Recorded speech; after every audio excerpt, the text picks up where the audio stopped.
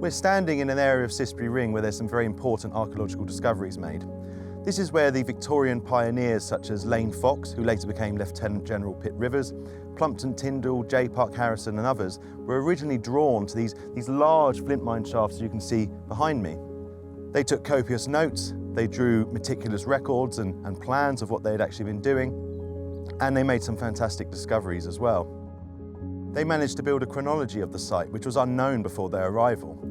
They worked out that the Neolithic mine shafts came before the Iron Age ramparts, for example, and they did this through excavation.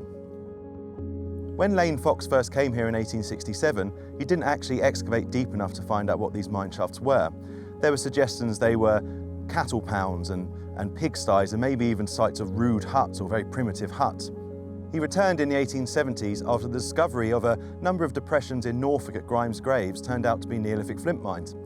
He understood the similarities to the site here, and when he came back he actually dug deeper. When he dug deeper he found galleries. Now these are tunnels that essentially go off from the flat part of these shafts and they follow the flint through the ground.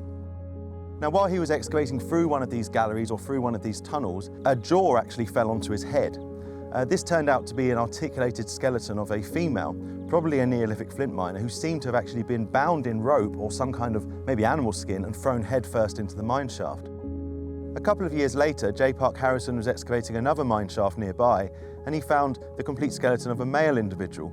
He had been buried with more care and was in a fetal position, surrounded by chalk blocks with a stone axe buried by his side.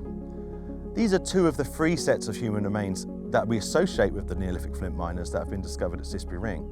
The other set of human remains was discovered by John Paul and are discussed further near the southern entrance at the plaque that's marked Shaft 27.